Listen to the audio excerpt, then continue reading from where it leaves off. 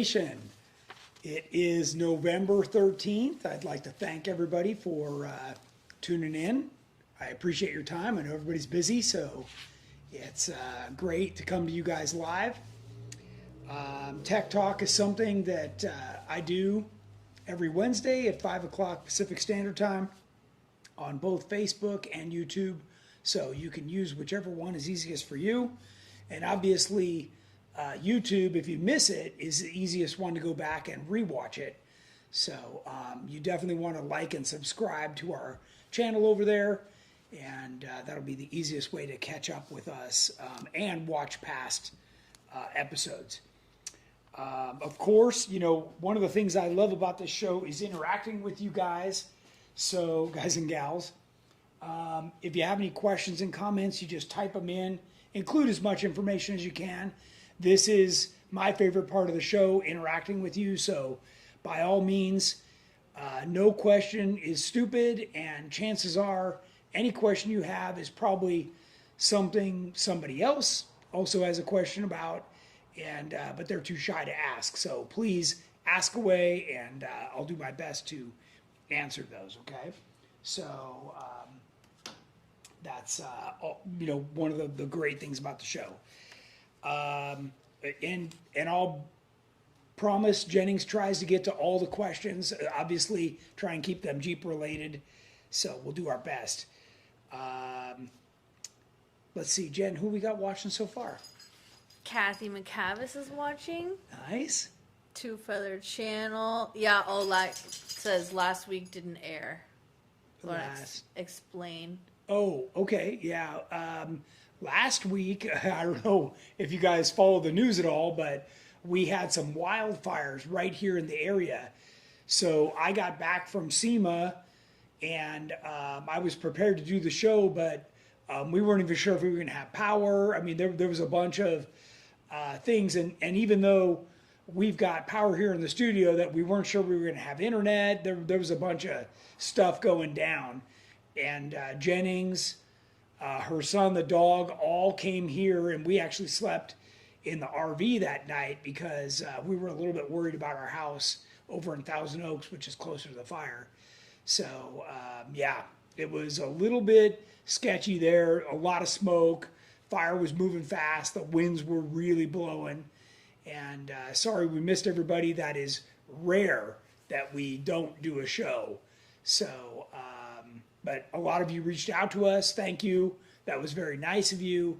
And although almost 200 people lost their homes, we were fortunate that it was not us. So, yeah, please say a prayer for those folks that are going to have a rough holidays, to say the least. So, yeah, that's why we weren't on last week. Tim Gosh says hello from Santa Barbara. Missed you guys last week. Yeah. Mark Dudgeon says looking forward to the show. Hello from North Dakota. Oh, nice. VB Tom says hello, GenRight Nation. Nice. JC Cologne says hello, family. Gone awesome. Wheeling says hello, GenRight family. Derek Moeller says what's up, GenRight. Time to get schooled by Tony. Chris Carey says hey everyone. Robert Lavoie says what's up from Whittier. Bob Becker says hello from Pinion Hills. Nice. DJ Workwell. Hello, Tony Jr. from Long Island, New York. Rick Turner says, hey, Rick from Arkansas, classes in session. Nice. Sergeant Jeep says, what's up, guys? Jeeping Adventure, hello from Oregon. Oh, Gringo 392. Ed says, hola. Nice. Jerome Balky says, hey, GenRight Nation and crew. David Cundy is watching. Rick Fram. Awesome. Ernie Wow. Fields from Sand Hollow. All these guys are turning into regulars. That's awesome. Nick Murdoch. Esther Parrott Newcomb says hello from Virginia Beach. Mark Lawrence says hello, GenRight. Hope all is well. Jeremy Crumbly's watching. Shane Wolford says hello from across the street. Hi, Shane. Albert Gutierrez says hi from Dana Point. Kelly Sims is watching. And Adam Halfley says hello, GenRight from Pennsylvania. And Steve Bird from Michigan. All right. Awesome. I know a lot of those names, just having her read those off. I emailed many of you last night personally to make sure that you got your invite to the turkey run coming up and that you signed up. It's important that you sign up. We're trying to do a head count not only for the potluck food, but for shirts and some other things. So please check your email and get signed up. Speaking of Gringo 392, Jennings drove that home for Ed. I loved it, Drove Ed. it back here for Ed so we could do some new upgrades on there. And she had a great time, and it's all she can talk about. So. They said I blew by them Yeah. in their truck, and they were frustrated because they had to go slow behind Yeah. at motorhome, and I blew by them in their own Jeep.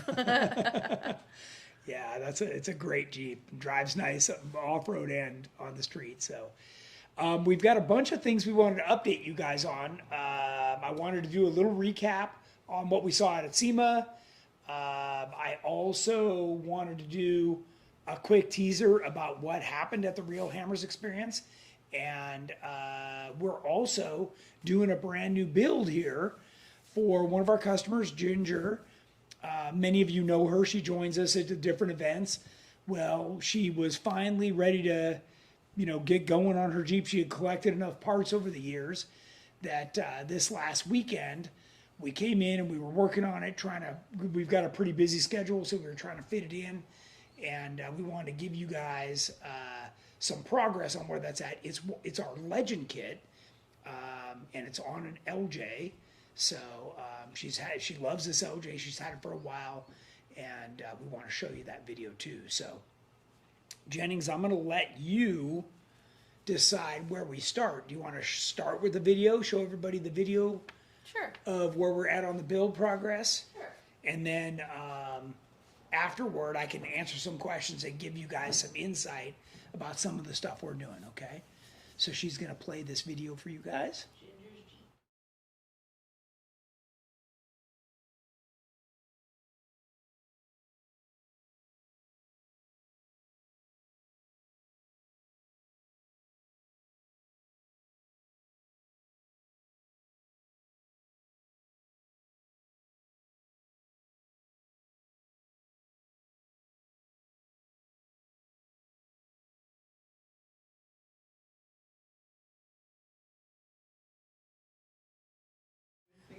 Hold up, technical difficulties. Okay, so come back here and I'll talk to people.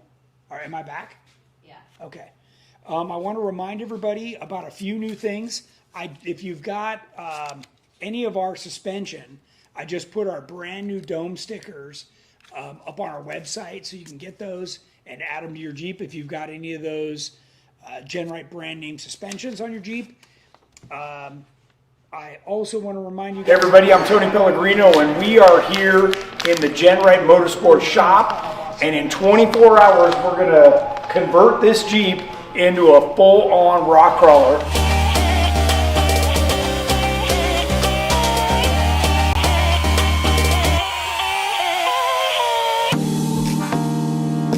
So the Legend kit is a builder's kit, so you could run 72-inch wide axles, 68-inch wide axles, like whatever you want, and this kit will fit around. So it gives you a lot of guidelines and shows you how to set it up properly. All right, we are doing pretty good. We've basically gutted the entire bottom. That's really the first step. Then we're going to start cutting off all the brackets, and then we'll put our brand new brackets in.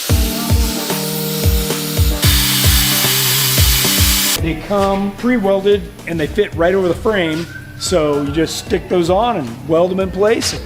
We just cut the bracket as close as we could. Then I'm coming and grinding just the top of what's left. And I'm going to creep up on that very slowly so that I don't gouge the frame. So you really want to be careful that you just grind down to where you start to see the paint removed around it. So this is the more fun part. Now we're actually putting it back together. You find the bend in the frame, you slide this bracket over to it, and that's it. Now that baby will get welded in place, and these two things are done.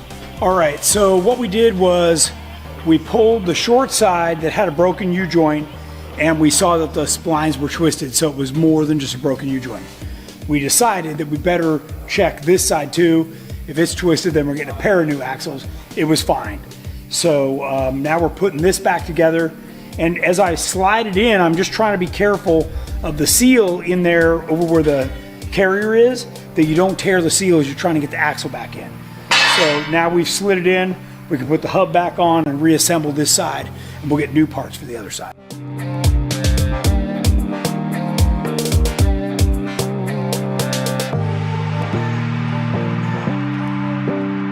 All right, we got pretty far today. Yeah, I mean, definitely got pretty far. We got everything cut off. We got everything ground down. We even started tack welding some things in, so. Yeah, we're in a good spot to start out tomorrow. We did decide that we're going to stretch more than we originally intended, and you and I had to pull that front end apart because the shaft was twisted. So there's definitely a couple things we weren't planning on. Tony punched me. Yes. We have the parts here to extend it back, and there's that magic 115. That's right. And that's like the wheelbase to have, so. Yeah. So we should make some pretty good headway tomorrow. I think so. Yeah. Morning, day 2. Yeah. Devin and I are putting the links in and getting the rear axle set. So we got lots of help here today, and we're getting after it. We want to get this done today. So we put the new corner guard up and traced it. Now we just trimmed this away. There's a bunch of sheet metal and stuff back here, but this is giving us the tire clearance for where we've now repositioned the rear axle.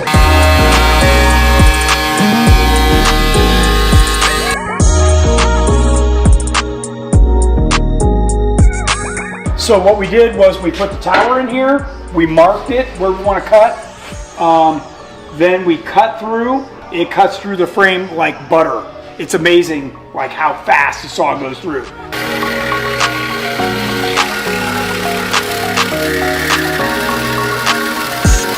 Now what we're going to do is stick the saw up through here, cut left, cut right, and take this chunk out. Then this fits inside and we weld it in.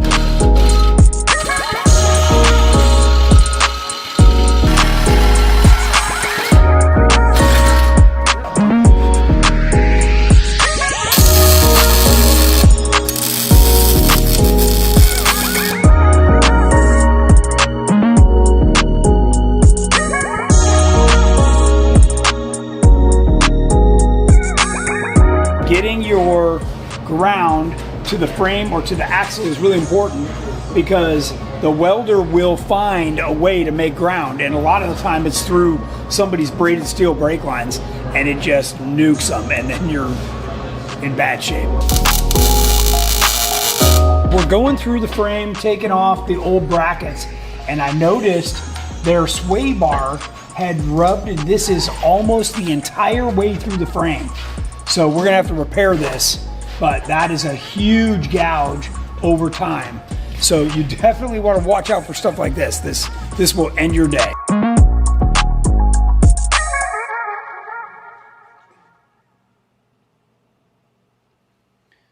All right, hopefully you guys enjoyed that.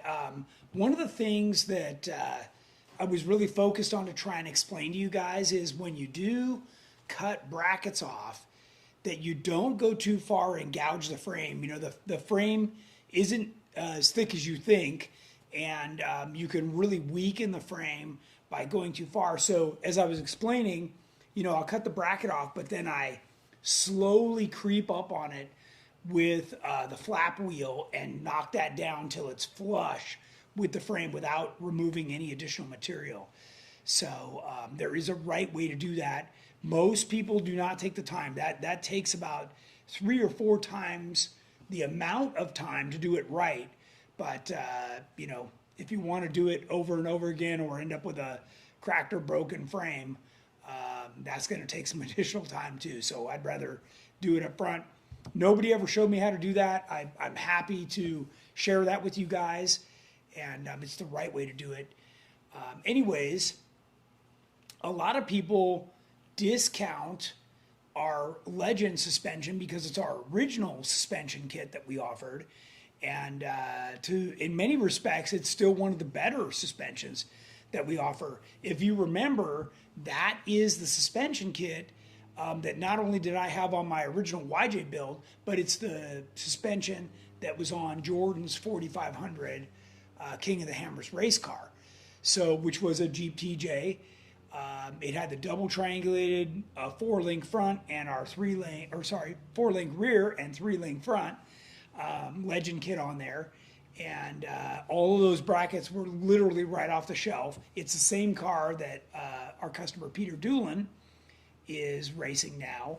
So still a very good suspension kit. And it also gives you guys the biggest range of possibilities, right? You can run whatever axles you want, whether they're stock or, out of a 1-ton truck or Curry's or whatever. You really get the most flexibility, not only on the parts you run, on how much stretch you want, what combination of things that you do. It makes a little bit more double checking that you have to do as you're building, but it's also, in my opinion, the most fun to do. So I got to walk through that whole process with one of the guys that works here and a bunch of friends and customers while we were doing that all wanted to see what was involved. One of the cool things about Ginger is that she wants to know what it takes and why we're doing certain things the way we are, so that she understands it too. It's one of her passions, off-roading and understanding, why we're doing it, what makes it better than what was there or what else is available. So anyways, hope you guys enjoyed that video. We're going to complete the video as the build goes on, and then we'll post the whole thing over on YouTube.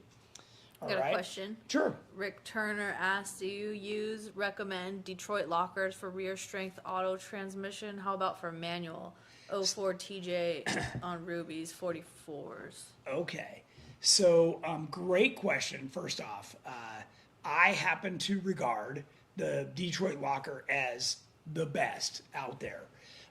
It's the closest you get to a spool, but it still unlocks when you let off the gas. So you get the ability to turn.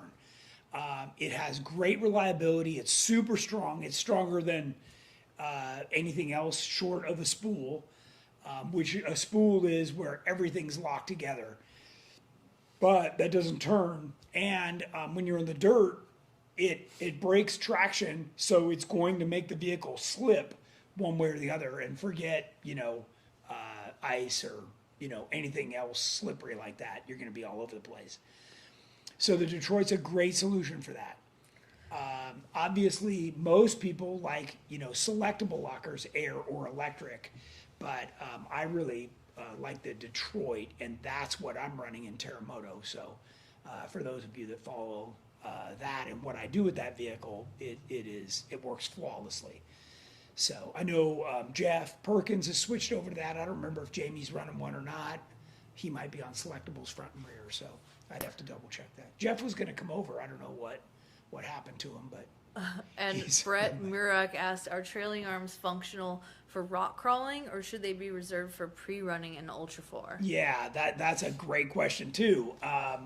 Yes, if you go to trailing arms, your ability to crawl has been removed, and a lot of the Ultra 4 vehicles that you see are much longer wheelbase. They're 120, 124, which with that long wheelbase will give them some of that back.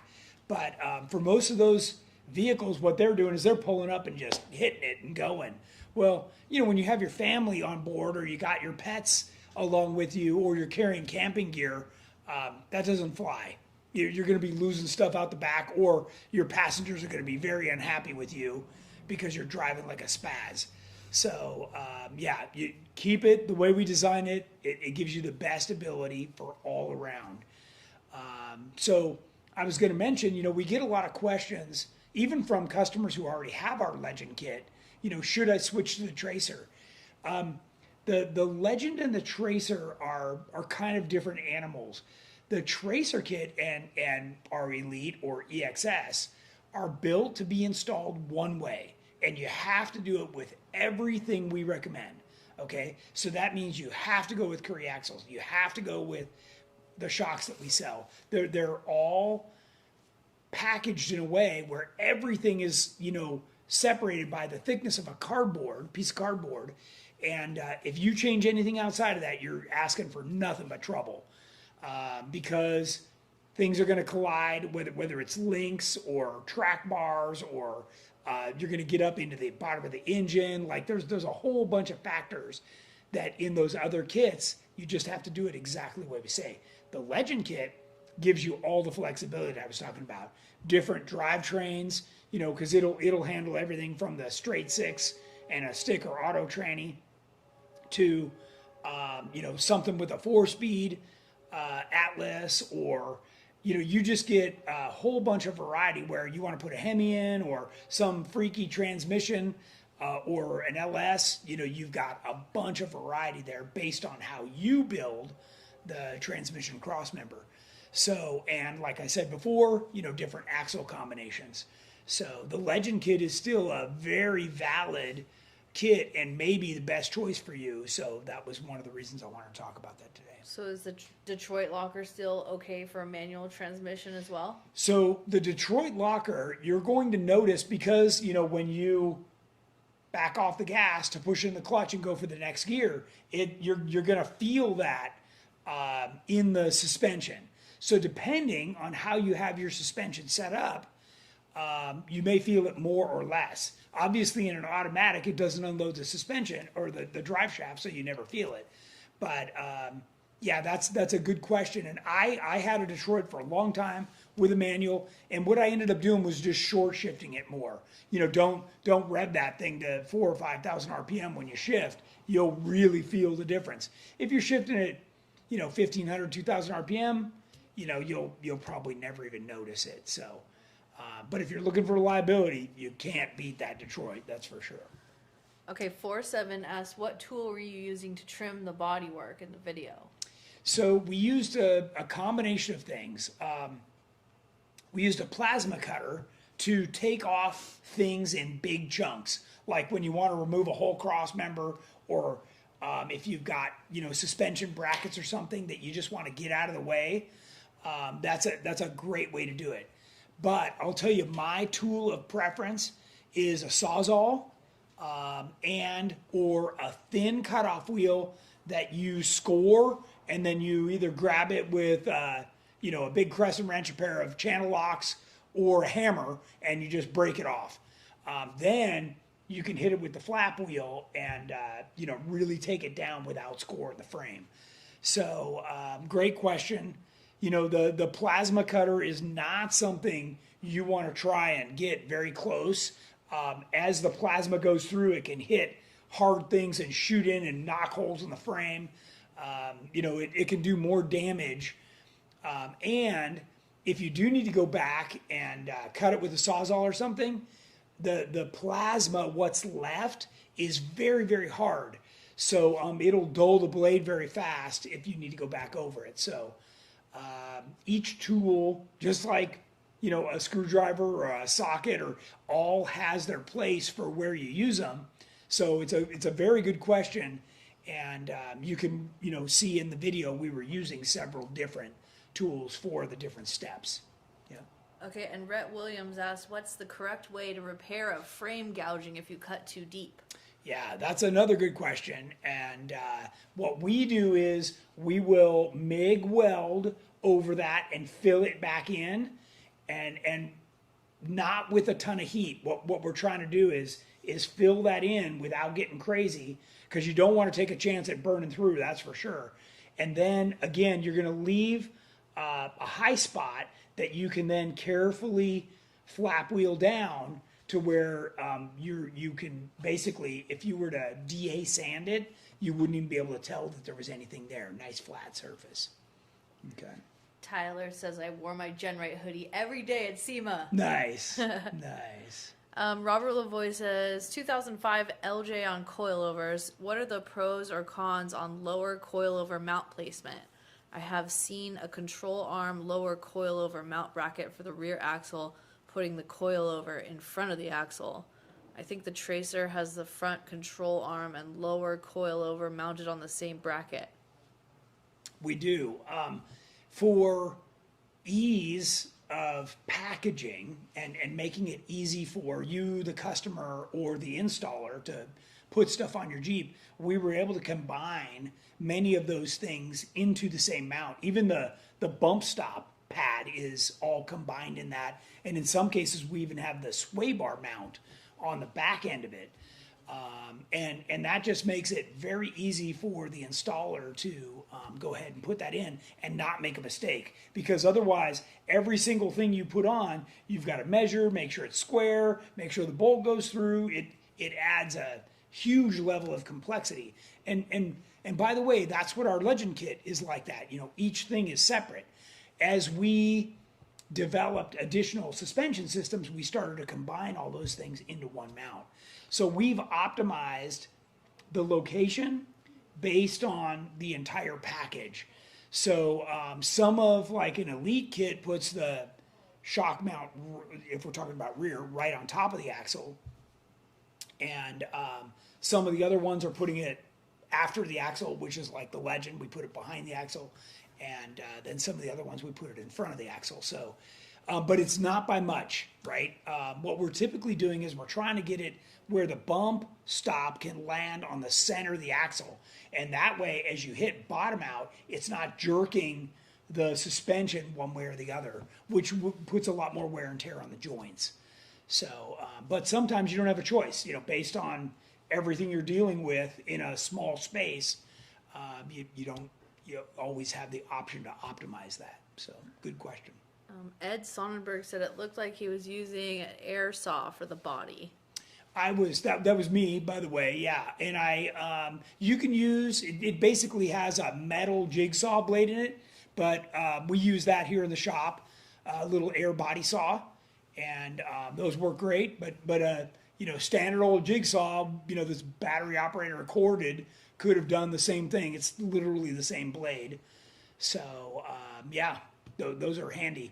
And we just traced it out and just, you know, zipped right around there. And then I cleaned it up with a flap wheel and put the corner guard back on. So Robert asked, what do I need to search in the website for the mount? I'm having a hard time finding it. For which mount? Which mount are we talking about? Lower coilover mount? Let's go over there. So if you want to go on this screen, search lower coilover mount, right? Mm-hmm. So let's say lower shock. Because that you're going to get coilover or you're going to get control arms. So here's, now if you just hit return, by the way, what it's going to do is it's going to let you view all. So it's telling you got 342 results. So this particular one right here is the one that we installed on Ginger's Jeep over there. And I'm sorry, this should have additional pictures, but this mounts on the back of the axle, and it includes the hardware, grade 8 hardware, and the spacers you need to mount a 2.0 coilover shock.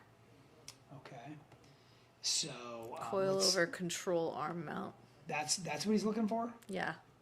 So let's go. It might actually be in here. Let's the combo. These are the shock towers we used and the front shock loops.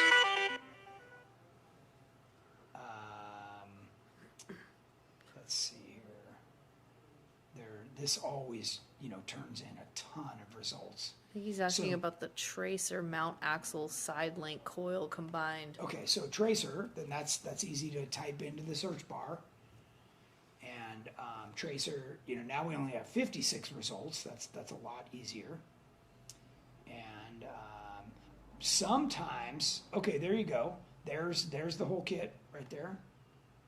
So that's the rear kit, if that's what he was looking for, where you can see all the brackets combined in there. And these even have the limit strap tabs. I mean, these are fantastic little brackets because it's got everything in there. So yeah, and all I did was type tracer and then just scroll down. So and this part number is 6435. So you can also type that into the search box, 6435, and it'll come right to that. Okay. Yep. Rick Turner says the TJ to LJ stretch has the shock tower built into it, correct? But frame side control arm brackets are forward of the kit. is the Say that geometry. again. TJ to LJ. TJ to LJ stretch has the shock tower built into it, correct? It does. Yes. But frame side control arm brackets are forward of the kit. Frame side control. They would be on top or slightly forward. Yes. Is geometry built into GR brackets? Geometry's built in. Yes. Yeah, shock tower angle, all that's been optimized. Yeah. He said, Robert said, thank you.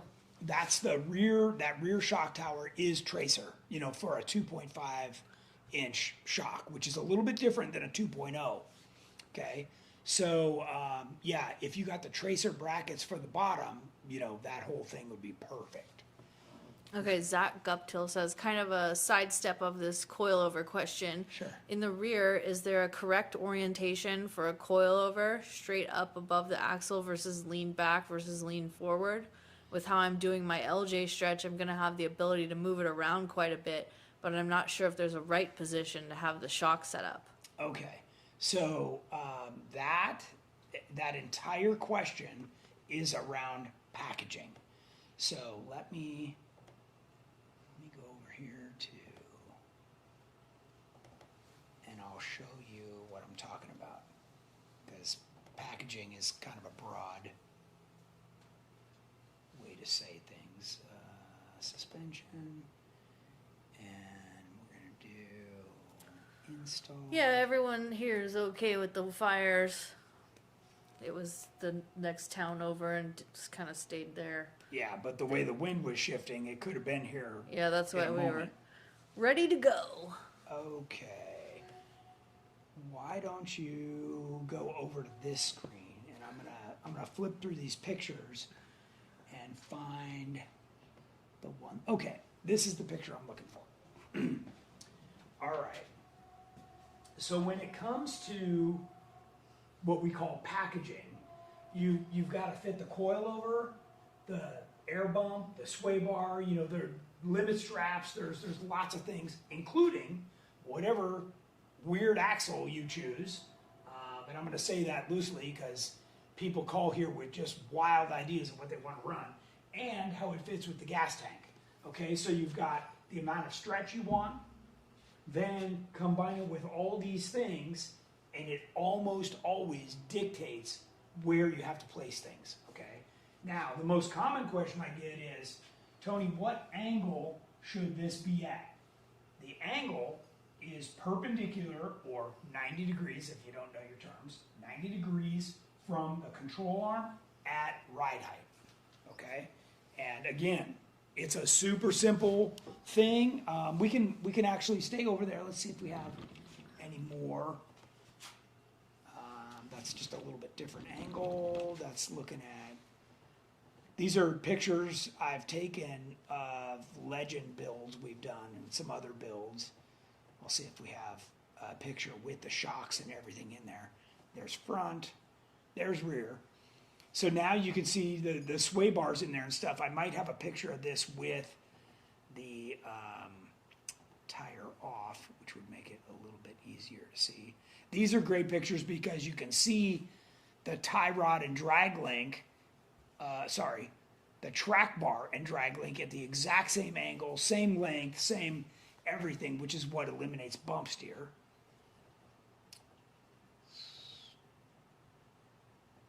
How we mount the ram, how we do the front diff. Again, these are just similar pictures trying to show you. There's the coilover off the back. Okay, so originally, back when we were stretching TJs and YJs, we did this off the back because what we were trying to do was trick the Jeep into thinking it was longer than it was.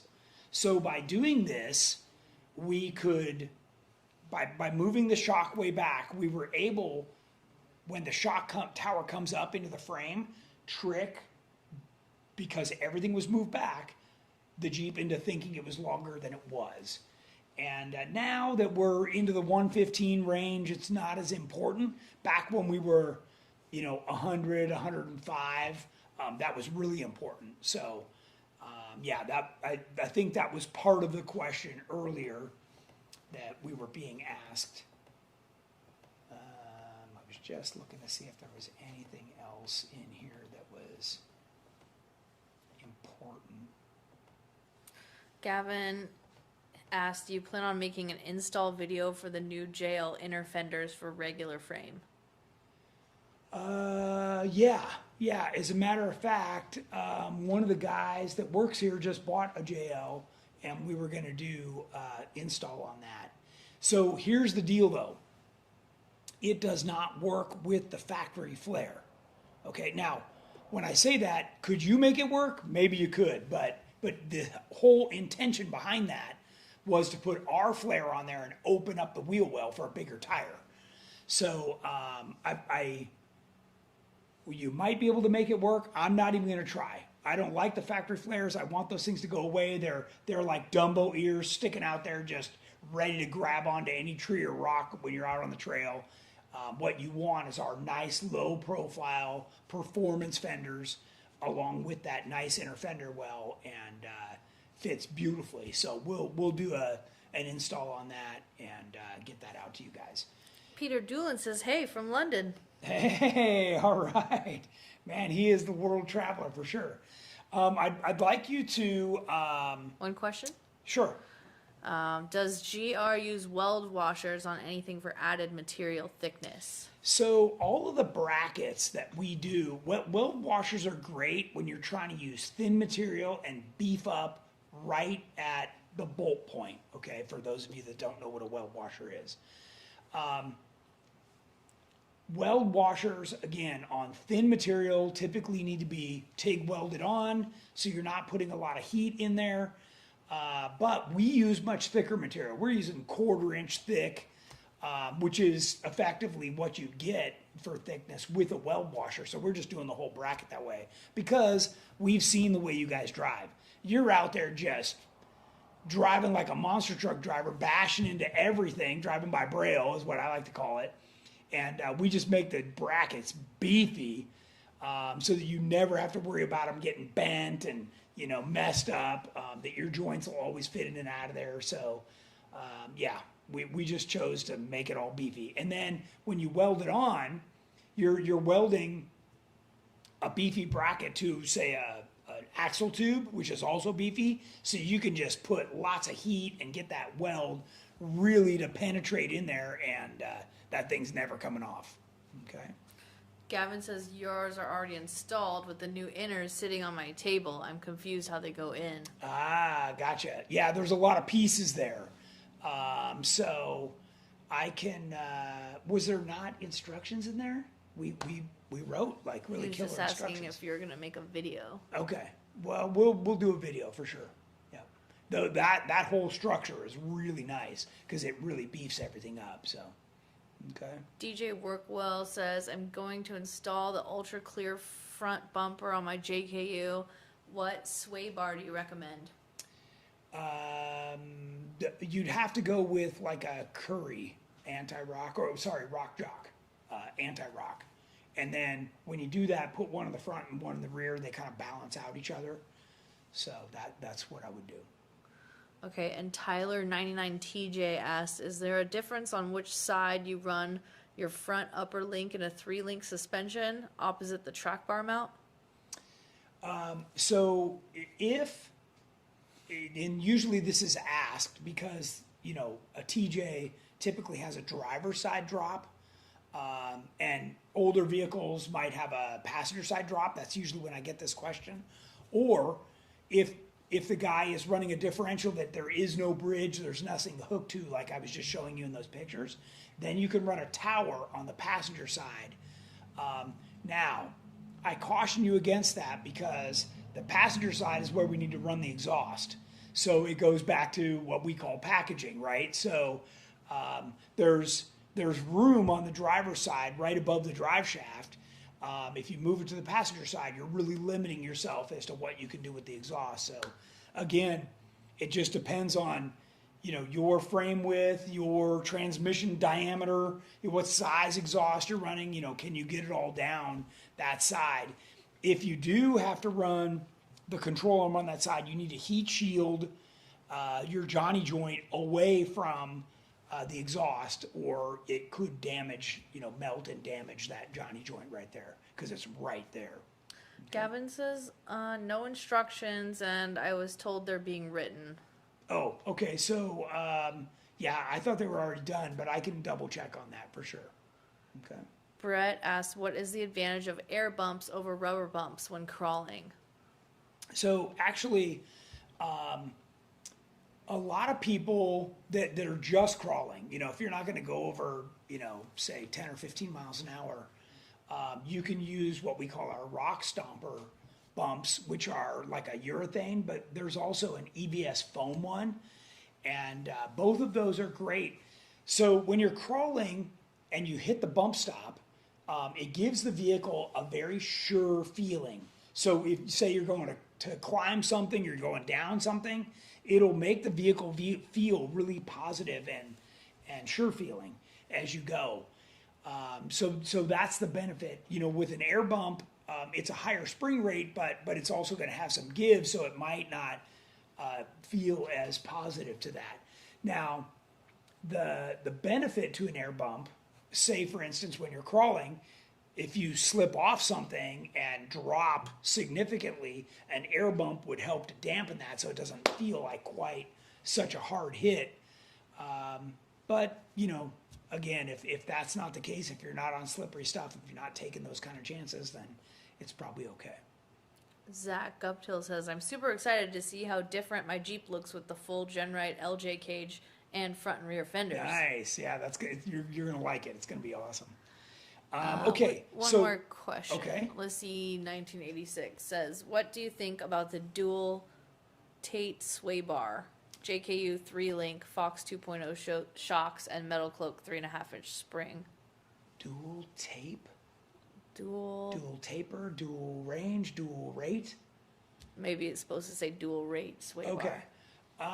So look for some vehicles, and remember, I'm kind of generalizing because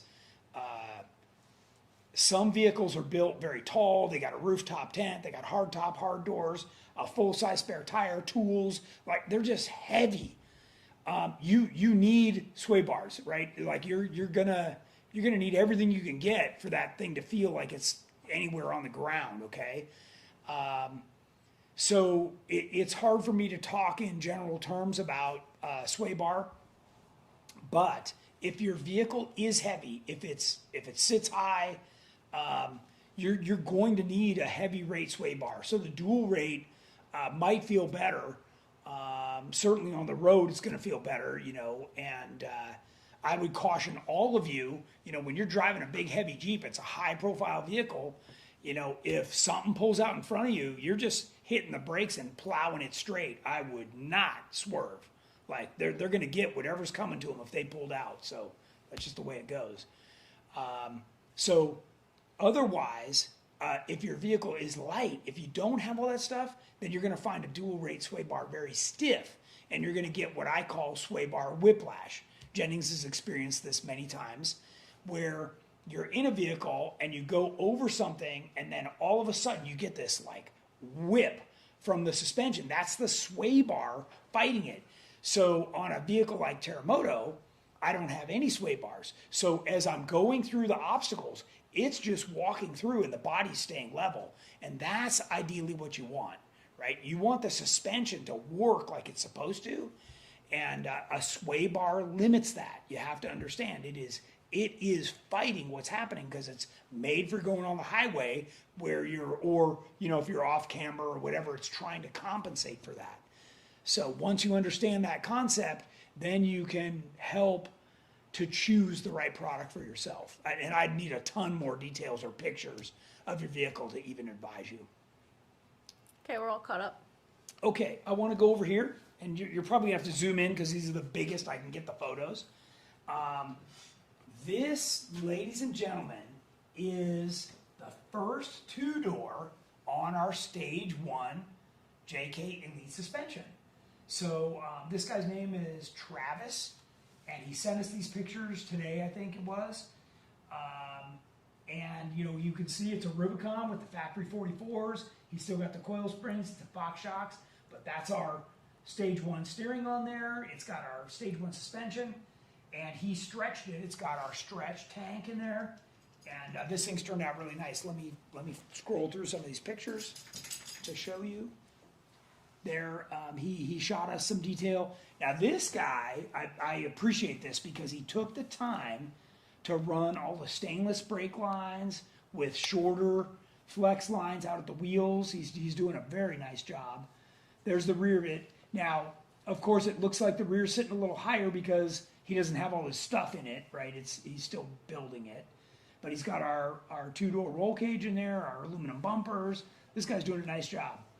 From what Andrew told me, this guy watched one episode of Tech Talk and he called right away and was like, oh, this is the kit I've been looking for, ordered it, and he's almost done with it. So let's go back over here. And here's some more detailed shots of him running the brake lines. You can see our upper control arm mount on the factory ear up on top of the differential. And some of the, shocks and brake lines and stuff that he's running. There's, part of the rear. He just sent us some. There's the rear differential with our upper control arm mount bridge on there. You can see the 4-link, and then the springs and everything that he's got there, and the gas tank in the back. So looking really nice. Of course, he's got the cage, and those are all the pictures this gentleman sent me. So the reason I wanted to talk about stage 1 was because the guys at PSC just sent me over the new big box that we're going to install in our stage 1 build. The one that I ordered is ported for future Ram Assist if I want. Like if we end up building this thing bigger and bigger, it's already got the box. And I don't know if you guys have ever seen the Pitman arm on this thing, but it is massive. It's got a huge sector shaft. You're not going to break that off. I think this thing's out of a truck is actually what they got it from. But it is all set and ready to go. You will need to drill the taper out of this thing to run with our steering, but everybody's doing that. It's not a big deal. But I wanted to show you guys, I'm going to put that in our Gray Wolf that we built, and that'll be nice. I don't know if you guys heard earlier, but for those of you that were looking for the 42-inch Mickey Thompson tires, we do still have some left. Jordan and I stopped at SEMA show and visited with those folks. They showed us the brand new sticky version of this tire. But before you get all excited, I want to remind everybody, if you've watched the last few Tech Talks, I discovered that now that I've had a year of running on my 42s, I am wearing things twice as fast as I did on 40s. And my 40s were stickies. Okay, so just the bigger tire is putting more wear and tear on everything. And, if you want to go to a sticky, it's going to be additional wear and tear. So just make sure you understand that as part of your planning as you go forward, okay? Mark Lawrence says, installing DE exhaust wrap, and when ending the wrap, what do you use to keep it tight? The stainless zip ties don't seem to stay tight. Yeah, that's a good question. Those things are a little finicky. What I usually do is I throw those away and I put a hose clamp on there. So just get yourself a hose clamp that's the right diameter and screw that thing down on there. So here's what I do. I wish I had some of that stuff in here. It's 2 inches wide, right? And you've cut it off and it's kind of raggedy. I fold the ends in, and so I make it so that it's kind of like an arrow shape, and then I put the clamp on there so that none of the ratty stuff can keep unraveling. So just think about that. As you get to the end, you just want to fold it under, put that clamp on, and then that'll keep it from unraveling. Good question. Matt McDonough says, I have a big bore box. I want to add the Hydro Assist. Do you know if that's possible without replacing the box? So as long as it's got these ports, okay, then it's pretty easy. Can you zoom in on that? Can they see those ports? All you got to do is look under there, and it's either going to have these or it's not. They'll be capped off just like this. And if it doesn't have these ports, you can send the box back, and they can port it for you. So it just depends. But I got the ported one so that down the road, if we ever want to, then it's there and we can do it. Frankly, with this box on 37s, not a chance I'm going to need RAM assist. Okay. Let's see. Brian Kelso says, Overland Traveler, hi from Vancouver, Canada. Finally made Tech Talk live. I like the yellow t-shirt behind Tony. I have my GenRight sway bar installed on my stretched YJ. Awesome product, made a huge difference. Nice. Glad to hear it. Yeah, so he's probably got just our rear sway bar, which means you don't need to run a front sway bar, and that's a much different setup. It's the one I prefer. If you need to run a sway bar, that's the one I prefer. Corey Ingram asked, did Wolverine 1 get custom anti-rock arms? Did Wolverine get custom anti-rock? I don't think so. I think those are our standard. They're just painted gray. So, Will you be getting an Italian-made Gucci Jeep that was displayed at SEMA? yeah, we talked about doing some crazy SEMA build for next year. We'll see what happens. We have a lot on our plate. I've got a bunch of new product ideas I'm trying to get delivered to you guys. So, yeah, I need to start on building Jennings JK with the stage 1. I want to start on my budget TJ, which is going to evolve into a full-blown project. So we've got a lot we want to get accomplished here for you guys. So Troy Merritt asks, is that essentially the same PSC gearbox my LJ will need? no, so this is completely different. I don't have an LJ box out here. An LJ box doesn't have this whole bottom half.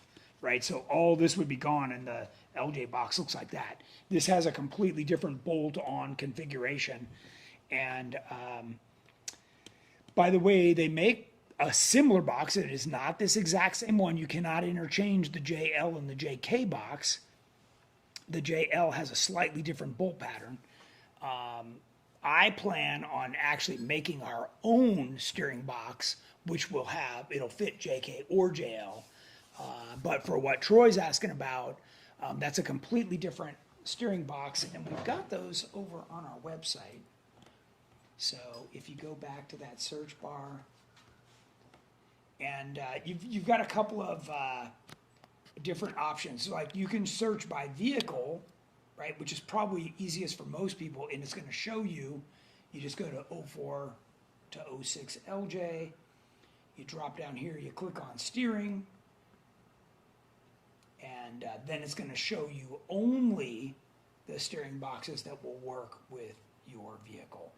And some of these are universal. Some will say TJ, YJ, LJ, but most of them should say TJ or LJ, because like this one here is unique to the LJ, right, 03 to 06. But that's actually the steering kit. I can click on that and make it bigger. So this is going to include a brand new pump and pulley.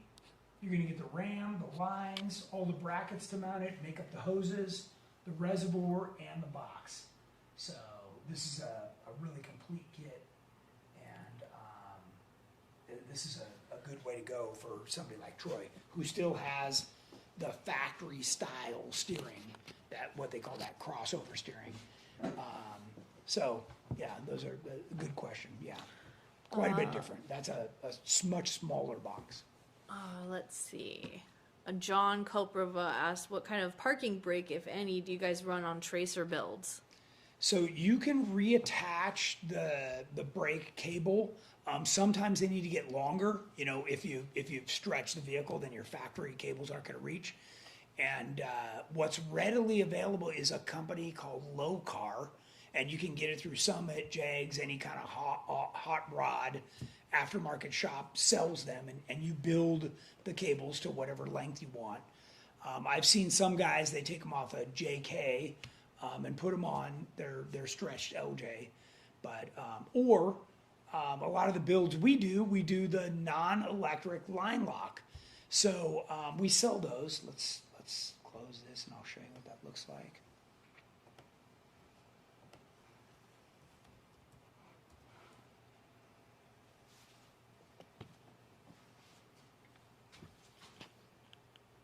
Right here. So on here it's called a ball valve parking brake, and they're about 175 bucks, and we offer it with different mounting brackets, so you can mount it so it sits up or turns on its side. And this little guy, you just put it in the line, you step on the brake, you put the lever down, and your rear brakes are locked. So these can be very helpful for a number of reasons. I'll give you another reason, which is, say for instance you rip off a rear brake line, you just turn this lever and now you've got your front brakes. Otherwise your pedal will just go to the floor. This will isolate the rear off, and you still got brakes to finish the trail or get home. So. Lizzie asked, how do you do the braking lines? Do the braided hoses go from the frame to the wheels? Is it okay to drive it on the roads? With the braided lines. So you do want to be careful when you buy brake lines from Summit or Jags or wherever you're buying them from, that they are DOT approved. That's ideal. What we do is we run stainless lines along the frame and the axle, and then we only run about a 9-inch long piece that goes from the fitting over to the caliper. And then down the control arms, we run 2 of those 9-inch long pieces. So basically you carry one spare 9-inch long piece and it'll fit anywhere on the Jeep. And that's a great way to do it. That's what that gentleman was doing on that stage 1 2-door JK that I was just showing you guys. He was trying to make it all uniform and get rid of those long, gangly, factory style lines that only get longer as you put a lift kit on, because they supply you longer ones. So, yeah, good They question. want to see a sneak peek of the Real Hammers experience. Okay, so show them the teaser. Okay. And I think we had one other video too Yeah, about SEMA. about SEMA. Okay, One first. sure. Yeah, go ahead and show them the teaser. Okay, here we go.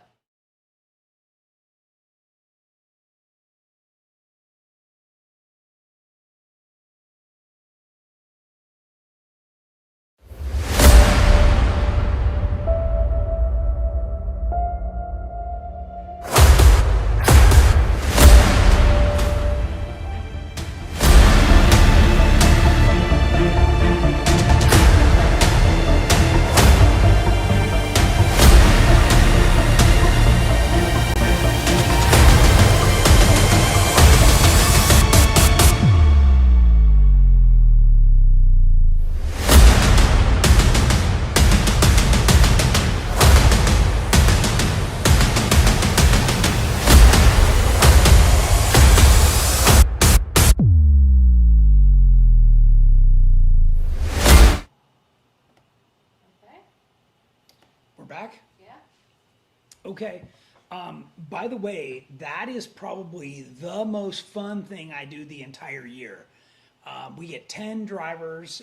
We can handle as many as like 15 or 20, but this year we had 10, and it's a great way for you guys that are interested in racing or just want to see what it's like to get behind the wheel and go out with us and kind of run against the clock on a given course, and test your skill level, test your vehicle. It's really, really cool. And Jamie is now working on a full-length video that will be done on or before December 6th so that everybody can enjoy that. And you can kind of follow along with all the different drivers that we had out there. So we got some incredible footage. So I think you guys will enjoy that. And then we have a turkey run video. Oh, Turkey Run, yeah. So, okay, so that's our next event coming up. But hang on, before you play it, are we still live? Okay, I want to talk about the Corva event this weekend. in the greater LA area at /X Ranch. And that's happening this weekend. You can't sign up online anymore. Registration's closed, but you can sign up on site. So if you're looking to run some trails and get out there with a whole bunch of your closest off-road friends, it's going to be a fun weekend. They're running all kinds of different trails, and they have a big barbecue after that. The whole thing kind of happens on Saturday. So if you're going to go out for the day, you need to get out there pretty early and join the guys and tell them I sent you. You're going to have a great time. So that's the next local thing. Now, the following weekend, we're doing our turkey run. So why don't you play that video now?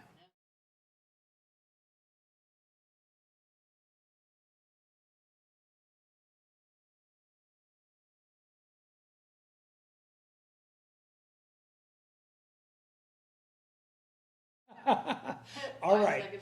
So the turkey run is my second most favorite. We're out there for 10 days. We welcome anybody who wants to come out for the day, for a few days, for the whole time, like whatever. It's a big camp, and we're all just out there as four-wheelers and having a good time. I order 4 cords of firewood. We have a giant campfire every night. We do a potluck dinner on Thanksgiving. If you're interested in this at all, I need you to go over to the website. Can you go over to the other screen there? Yeah, Zach Guptill says, count me in for Real Hammers experience for next year. Nice. Yeah, that is some cool stuff. Okay, go to the website, go under company, scroll down to runs and events. And on this, there's only 2 events come up because that's all we have left for the year.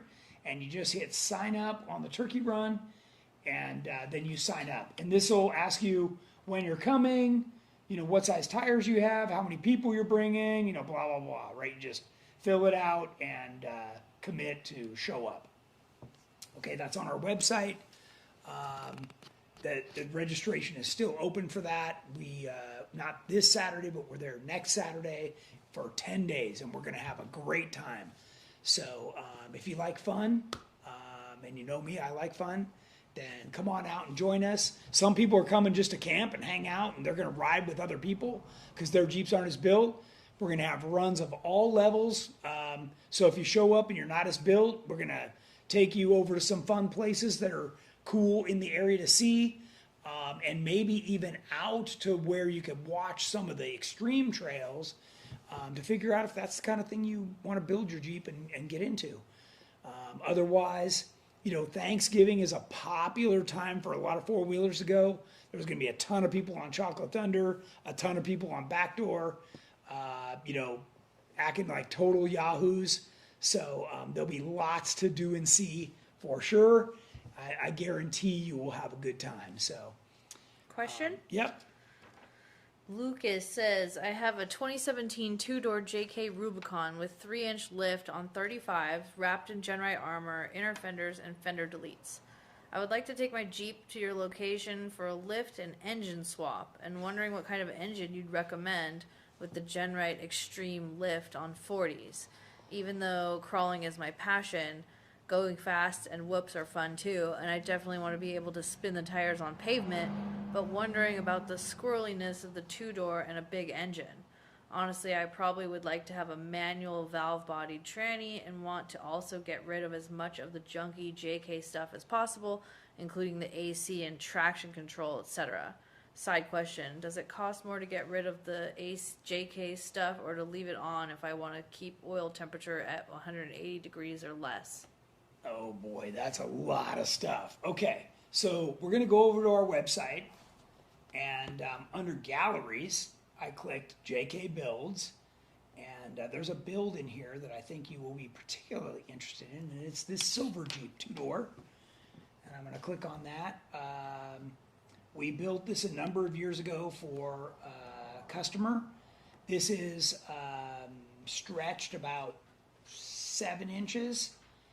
As you can see, it's got that rear tire all the way up to the back of the body. And this has a 426 Hemi in it.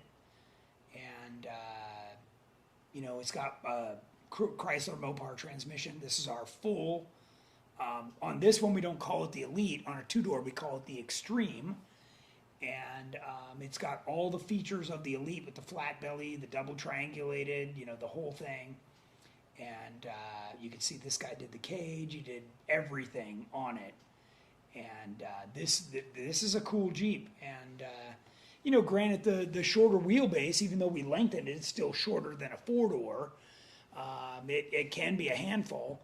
If your intention is that, you do want to go fast, you do want to do more of this stuff, it may benefit you before you spend a bunch of money on your two-door to get a four-door and start down that road.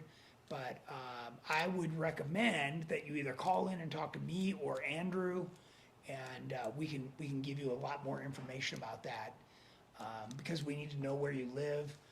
Doing V8 conversions here in California is a whole nother wild card, of course. So hopefully you live out of state. But anyways, that's a little bit of information for you there. I do want to thank everybody for watching. Next week, I want you to tune in. We're going to have the guys from R1 Brakes here to tell us all about their latest and greatest. These are the brakes that we run. So we're going to have the actual guys here to give you the full scoop, answer all the questions you have. And it's going to be a great show. So please tune in on that. So should be a lot of fun. All right, guys. Talk to you soon.